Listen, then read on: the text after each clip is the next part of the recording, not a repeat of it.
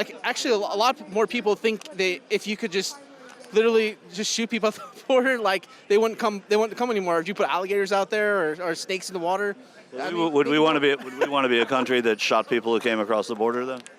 Yeah, I mean, because you can't just let everyone overrun the country because you're gonna make it so the whole boat crashes, tips over and sinks. You want to only let in a certain amount, and you want to merit. You don't want, and you want to scream too. You don't want just people to walk in by foot. Right. You want them to come by airplanes. You want them to come by trains. You want to screen them. You don't know who they are before they come in. There's nothing like happily endorsing a plan to indiscriminately murder people at the southern border. It's how Trump triggered the amount of support he needs. He identified a target, and he told his lapdogs to attack. So once in a while, if you shot some, you think it would scare people from coming? And like, why do people think that we have to be the country that lets everyone in?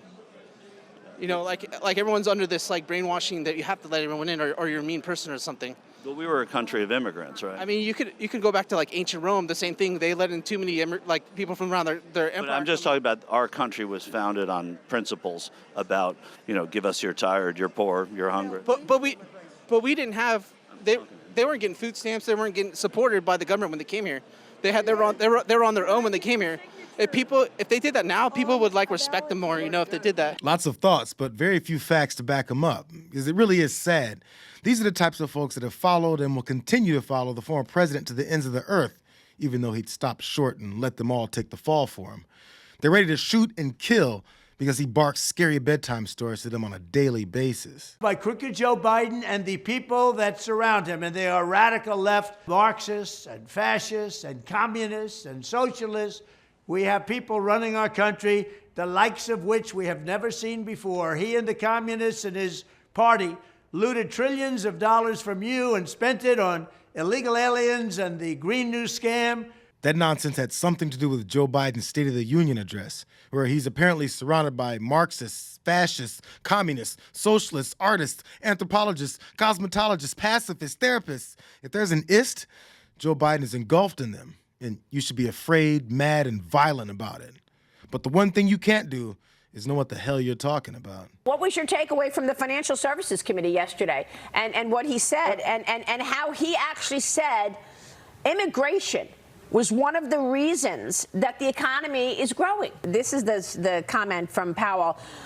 The share of foreign-born workers has been steadily increasing since the pandemic. That's helping add the labor supply needed to cool inflation. So he connected the dots to the foreign-born workers. Yeah. I found that really incredible.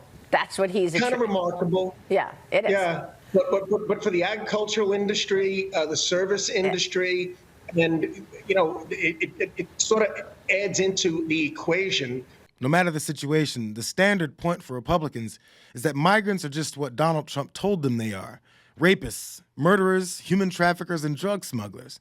It's worked so well that Maria Bartiromo thought that a Republican guest would back up her knee-jerk suspicions about the idea that migrant work actually helps our economy. It's really an embarrassing truth that we rely on low-cost labor provided by folks from countries that we rail on as being full of criminals, just because our politicians are paid to support industries that benefit from using low-cost migrant labor. And when the political narrative simplistically focuses on the negative issues with some of the people that do come over for the sake of playing the blame game for votes, we see more of this. I think that what Republicans are focusing on is the number one issue across the country, and that issue is immigration. Joe Biden has failed on immigration. As a result, Americans have died. We have a wide open border. America is not in control of his border. The cartels are in control of our border. And when I went down to visit our border, the Del Rio sector, the cartels are making $1.6 billion on human trafficking per year.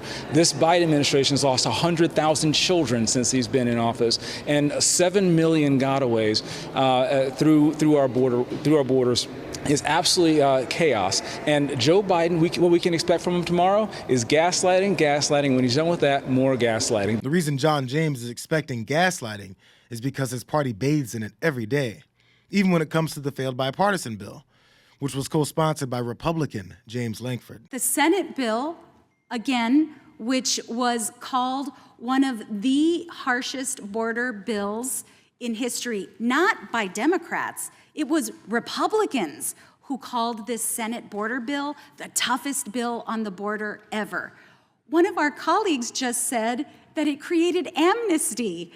No, I mean, that's part of why you heard us laughing. No, like it couldn't even be further from the truth. In fact, many Democrats were upset because it offered no legal pathways. It was all enforcement. The other thing that my colleague on the other side of the aisle said was the Senate bill failed because it was bad. They started criticizing it before the text was out, before the text was even published.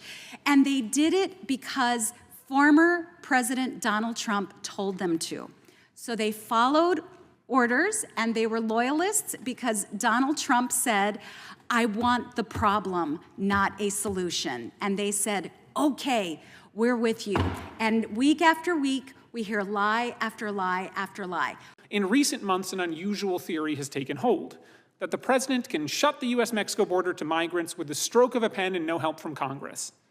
This theory is fundamentally wrong. No such authority exists, not even Section 212F of the Immigration and Nationality Act, which in 2018 President Trump tried and failed to use to shut the border. This is the kind of work the Republicans are busy doing, raging about problems at the border and politicking to get more punitive measures in place in hopes of telling people that they solved the problem, then bailing on it and lying about their own solutions so that Trump can continue to complain about the problems that they have no intention of solving. And they have absolutely no shame about doing it. Because people are asking, why won't you do it with the powers you have? And I think that question comes around to Donald Trump, who has said, if this bill doesn't get passed, if immigration doesn't get addressed, blame me. That's a quote of his.